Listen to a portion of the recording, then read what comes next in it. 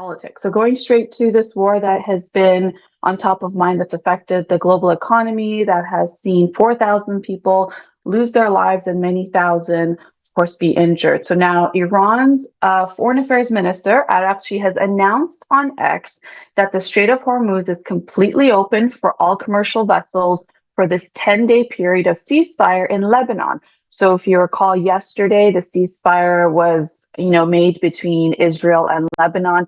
Essentially, we've seen the Israeli soldiers, IDF soldiers, go into southern Lebanon as a response to Hezbollah, and this was, since we've seen that since early March, and this we heard about the ceasefire. Now it's for 10 days, and essentially the Foreign Affairs Minister of Iran, Arakchi, he essentially directly linked the two developments together, saying that, other Iranian officials also welcomed the agreement, saying that the ceasefire between United States, Israel, and Iran also included Lebanon. If you recall, that was disputed, after the ceasefire between those countries on April 7th. So now we have this new one in place.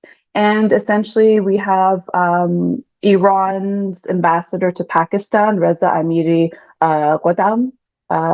He essentially said that the truce between Lebanon is part of the reopening of Strait of Hormuz as part of that agreement, saying that it's paving the ground for a broad agreement. Now, Ghodam also added that diplomacy through Pakistan's initiative, we've seen, the first round of talks take place in Islamabad, which has been critical, essentially saying that this has been part of what would be a permanent peace and collective security, sustainable development, and progress and prosperity for all in the region and beyond. This is part of the end of the war agreement that needs to take place. We know the first round of talks took place a week ago with Vice President J.D. Vance at the helm of things. They did not come to an agreement, so we're waiting to see what the next one will be. Now, as you can see, we have Truth Social posts up here for you that I could read, essentially from President Trump, saying that the Strait of Hormuz is completely open and ready. If you want to go full screen, the Strait of Hormuz is completely open for business and full passage, but the naval blockade will remain in full force and effect as it pertains to Iran only, until such time as our transactions with Iran is 100% complete. This process should go very quickly in that most of the points are already negotiated. Thank you for your attention to this matter, President Donald J. Trump.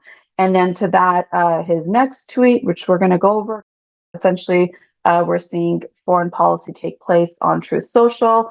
The U.S., here we go. The USA will get all nuclear dust created by our great B-2 bombers. No money will exchange hands in any way, shape, or form. This deal is in no way subject to Lebanon either, but the USA will separately work with Lebanon and deal with Hezbollah situation in an appropriate manner. Israel will not be bombing Lebanon anymore. They're prohibited from doing so by the USA. Enough is enough. Thank you, President DJT.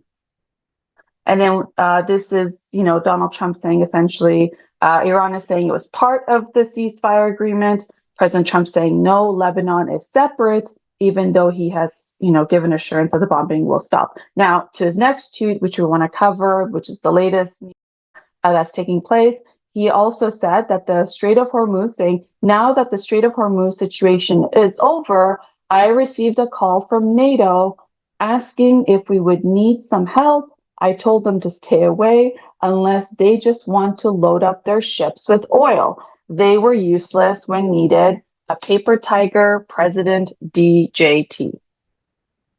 And we know that President Trump had asked NATO for help, if you recall early on in this war that started on February 28th, essentially NATO saying, hey, we did not cause this, we're not a part of this, and taking a stand back. But we know in the last few days, we've had UK Prime Minister UK Prime Minister, as well as the France President essentially talking about how they could create more diplomacy in the region, less escalation and more diplomacy when it comes to Strait of Hormuz. They've been heavily affected by what's been a closure of the Strait of Hormuz, affecting global supply chain. And I think we have one more President Trump tweet that we want to make sure that we also. Here it is. Again, this deal is not tied in any way to Lebanon, but we will make Lebanon great again. So those are from President Trump in terms of talking about this new ceasefire that's taking place. Now, Iran has repeatedly, stated that the progress in these talks with the United States is contingent on regional de-escalation, which also included the ceasefire in Lebanon. But, we have President Trump saying that they're two separate things. President Trump says that the naval blockade on Iran will still stay in place. So what took place? We had the first round of talks between the United States and Iranian delegates not coming to terms in terms of Iran's enrichment of uranium. The United States saying, hard line on no enrichment of uranium for 20 years. Iran coming back and saying, no, we can agree to 3 to 5 years. And then there's a question about already the enriched uranium that Iran has and what to do with that.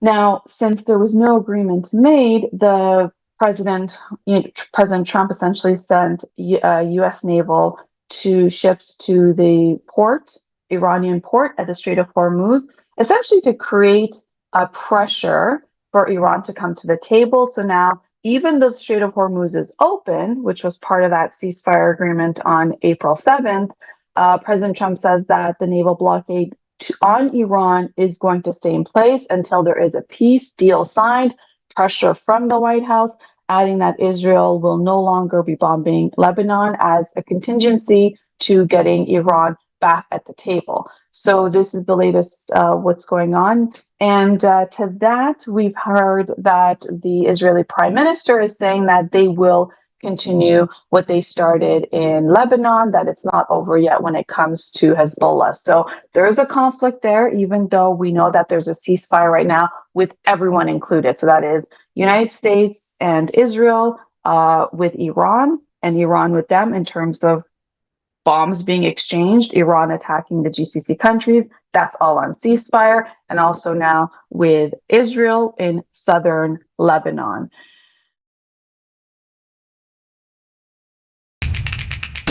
Ymedia Group, the fastest growing media group in North America.